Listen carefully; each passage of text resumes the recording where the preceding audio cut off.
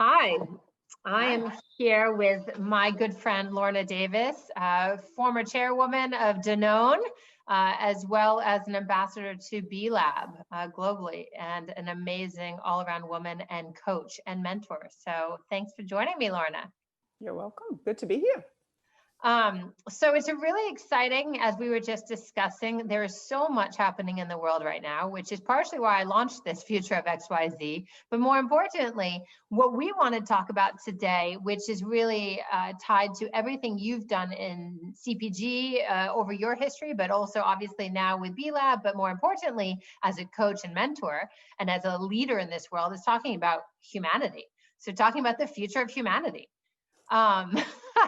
Why mess around? Let's just talk about the future of humanity. Let's just talk about the future of humanity.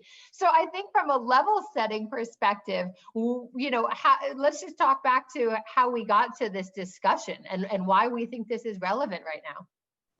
Well, I mean, we were talking about the fact that the election had just happened, and we were talking about how divided and painful it is for this country to have this realization that 70 million people voted for one group and 75 million people voted for another. And I was telling you that that it's clear that these two groups live in different worlds altogether. And I had an insight that was very painful for me at the beginning because I'm a white South African and I grew up in apartheid South Africa. And I was deeply ashamed about that situation for so many years because, of course, I've been getting quite a bit of criticism over much of my life. But when I look back, I mean, those were the days where South Africa didn't have television, and the entire sort of narrative was driven by a censored government who chose what we saw and what we heard. Yep. And the fact is that I lived in that world that was created by the bubble. And as I look, subsequently after I left South Africa, I discovered all sorts of things that were happening that I had no idea about. And the reality is that that's exactly what's happening now. I mean, everybody who's listening to this podcast has got an either personally curated feed on their cell phone, or one that's been curated by the algorithm that's projecting what they would be interested in. So they live in their own world. And so they see things that are completely logical within the world in which they live. Yeah. And that's, it's good news and bad news. Right. Because the fact is that humans, that one of the reasons we've been so successful as a species is that we create our world, we create our narrative, we create our own identity. And then we recruit other people into our view of the world. And I think that the upside of that is that actually in changing the narrative, you can change pretty much anything. So if you look at the world of purpose business, as soon as people see that they're not just a little financial statement that doesn't care about anything outside of it, upstream or downstream, they see the world in a certain way. Yeah. As soon as they understand that they're connected to the entire humanity, but at least to everything upstream and at least to everything downstream, they change everything. So, the future of humanity, please God, will be in people seeing that they create their own reality, thought by thought. I think that, that leads us to some of the work that you're doing in mindfulness and coaching, which is how we create our own reality. But just to come to this idea of identity, because of course I wrote my senior thesis on this in 1998, 99 on, self versus other. And we have such a tribal nature, right? If people are different than us, we otherize. And it's like, it's gender and it's religion and it's class and it's nationality and it's so many, sexual orientation and whatever else. All of these micro and macro things, but we create this reality for ourselves. As you just said, we can choose our reality. We can choose to join a tribe. We can choose to exclude or include. And I want to get to this idea of a humanity that is both inclusive of otherness right? As well as, that mindful step-by-step creating of reality that we have to undo. And we're realizing in America, you guys realize it in South Africa, and it's a long progress of deconstructing what we have constructed, right? Well, it's interesting. It's so interesting that you say this, because I'm a big fan of the Irish poet David Whyte. And David Whyte talks about this subject of otherizing and about how we reject everything that's different. But he goes on to talk about the fact that there are evolutionary reasons why you would reject things that were different. The antidote for rejecting things that are different is slowing down. Because when you settle, you can be a little bit frightened at first of something that's different, but once you settle and you see that it was just your first reaction and that it actually doesn't mean anything, options open up. Because, and he makes this point extremely cogently, the same is happening within us. We are constantly emerging and changing. And I mean, you and I are completely different people today than we were yesterday, actually. Yep. And in fact, we hold on to an old-fashioned idea of ourselves through sort of nostalgia, really, more than anything else. In fact, I'm on the warpath against CVs or resumes, because resumes tell us nothing about anything. They just tell us what you did. When you talk about your senior thesis, I'm interested that you did a senior thesis, but I'm really interested in what it was about, because that might be a clue to what's something that you're interested in the future. Totally. And so I think that the idea of, because we're sort of attached to this idea of self, we reject the magnificent things that we are becoming, which is so sad, because it's about change too, and people don't love change, right? So there's fear in that, which I think comes back to the sense of humanity and where it's going. We're in this fearful moment of change. Well, in fact, I think the thing that's interesting is that people say that they fear change, but that's what humans do all the time. I mean, that is the human condition, constantly changing, constantly. If you think about little babies, I mean, they constantly change at a most basic level, from lying on their backs to lying on their tummies to getting onto their knees to then getting up from their knees they're changing. Humans are changing all the time. And we're genius at changing all the time. What we're not genius at is getting ahead of ourselves. We're really good at solving the problems that happen to be in front of us. We're just not really good at solving the ones that we've made up that don't exist, And so if we just settle down,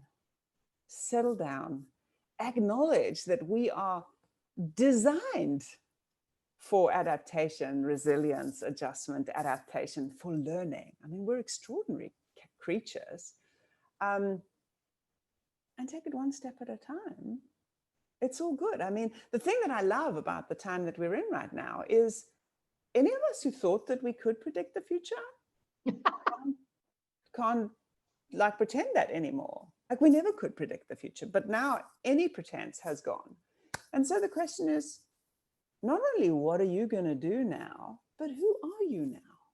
Who are you? Who's inviting you? And in fact, again, David Whyte talks about beckoning. He uses this great word, the road beckoning. Who is beckoning you? What is beckoning you to become your best self? So yeah, I think it's super exciting times, frankly. So the future of humanity is bright. The future of humanity is bright. I like that. And maybe a couple of weeks ago, people might have answered or felt differently and said, how could you feel that way? But I think the constant change is something that, to your point, it's inevitable. This is something that humanity, I mean, the planet, first and foremost, is constantly changing. Nature is constantly changing. And we, as a species on this planet, are just part of that natural cycle, right? But we have resisted it so much. And right now, in this crazy year that is 2020, maybe we've come to realize, like, nothing is a given, right? These foundations on which we thought we were settled, the cracks and fissures are so obvious. This, who are we becoming and what is beckoning us, is the future kind of calling to us into 2020 and saying, like, so what now, guys? I think. Yeah. What do you think? Oh, I agree. And I do think, one of the things I've been listening to so many interesting poets and other people to kind of get my inspiration these days, because I'm hungry for different perspectives. But my favorite one of the moment is by a guy called Tim Kreider, whoever he is, Kreider. And he says, one reason we rush so quickly to the vulgar satisfactions of judgment and love to revel in our righteous outrage is that it spares us from the impotent pain of empathy and the harder, messier work of understanding. And the reality is that, humans, it's a mess. It's a messy business, this being a human. We've got to listen to each other. You got to see things from other perspectives. We've got to make mistakes all the time. We got to learn for ourselves. And it's okay. Brené Brown talks all the time about vulnerability and being messy. Yep. This is what we were born for. Absolutely. Absolutely. So when we think about the future of humanity, right, which is, of course, this big lofty idea, what do you think the reasonable timeline to think about the future is? Is this, I think this kind of idea of constantly becoming is, and we're not the same person as we were yesterday, is about like, well, in an hour is the future, in 30 seconds is the future. But what is for humanity at this moment, in this pivotal moment in history? And we say the future of humanity is bright. What timeline do you anticipate? Like, what do you look forward to seeing, and what timeline? It's too fancy a question for me, because it's going to be my birthday this week. And so, like many people, I'm doing a fundraiser on Facebook for my birthday. And I'm doing a fundraiser for rhinos, because how much I love rhinos. I do. The reality is that rhinos, my love for them is enduring and irrational. I love them. And I care about them, and I choose to spend my personal money and my whatever credibility that I have to get other people to care about rhinos. And so that's a place for me to act. And I invite people to go to a place where their heart's engaged. Mm-hmm. Again, Glennon Doyle talks about going where your heart breaks. It doesn't matter whether it breaks or whether it swells or whatever it does, but let's make sure that we're dealing with our hearts here. And that's the point of impact, I think. That's the point of leverage. And so I think that that's really what drives the timeline. So if I take that as a subject, there are some people who say this decade is going to be, we're either going to end this decade with rhinos or without rhinos on the planet, depending on our behavior. But I don't even think about that. I just say, this is what I love. This is what I choose to spend my time on. This is what I choose to get informed on. And that's where, and that makes me feel good. It makes me feel like I'm doing something. Same is true for the future of business. I think capitalism is, as it's currently formatted, broken.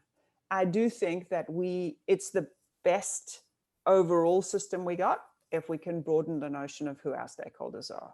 Yeah. And so that's another area in which I spend my time and energy. What's the timeline for that? I don't know. Certainly this generation. Yeah. But I think, my crystal ball long got smashed. So I don't predict these things. But I do know that I only want to spend my time on things that I care about and love. And in fact, I'm going through the process now of culling my calendar. Because I have this, what I call, am I allowed to swear on this podcast? Of course.